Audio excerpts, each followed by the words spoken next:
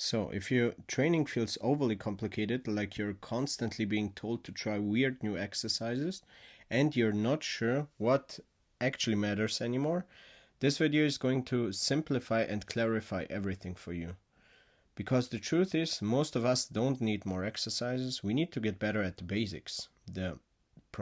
One of the biggest problems I see in the fitness industry is that you're constantly told that you need 100 different movements, but when you constantly switch the exercise, you never actually get good at any of them.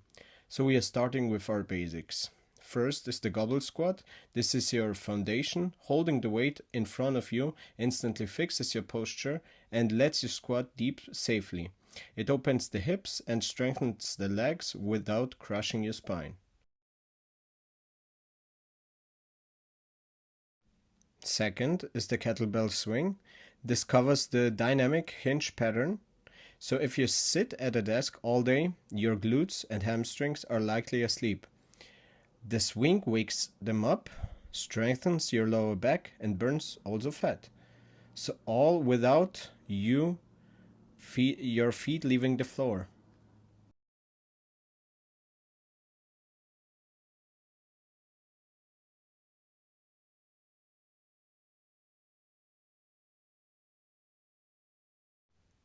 The third exercise is our overhead press.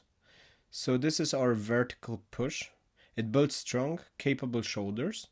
And because kettlebells sit differently than dumbbells, it forces your core also to be flexed and to work overtime just to keep you upright.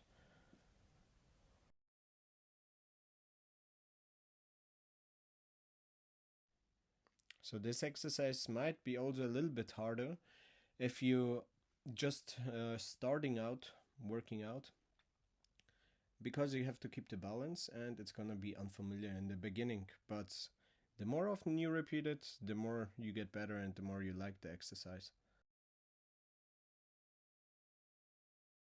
So the fourth exercise we do is the bent over row with the kettlebells. So it's the horizontal pull. This is the antidote to the office slouch. So we want to pull our shoulders back as good as possible to keep a straight line with your back and build a strong upper back. So we protect our spine and we make sure that our body is stable and solid. And I didn't mention in the beginning how many times you should actually do that, but I would say start with 10 repetitions for 3 sets at the very beginning. It depends what kind of kettlebell you have at the time, but if you have one with 20 pounds, start with that. The most important thing is that you keep the consistency and that you stay constantly in this movement pattern of these new exercises if you're completely new. And so you strengthen your basics and improve your overall strength and mobility.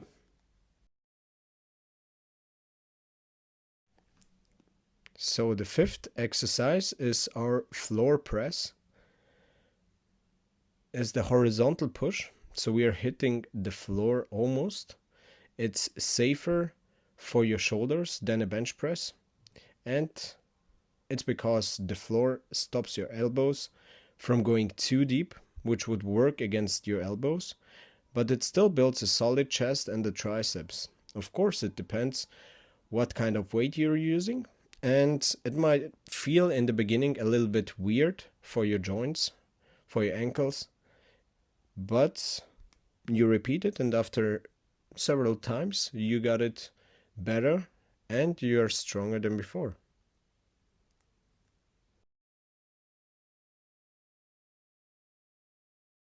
And finally, the number 6, this is the stiff leg deadlift. So most people think deadlifts require heavy barbells, but actually for longevity, we need more balance and cognitive strength. So this variation hits the hamstrings and the glutes individually while forcing your foot and core to stabilize your entire body. It irons out imbalances between your left and right side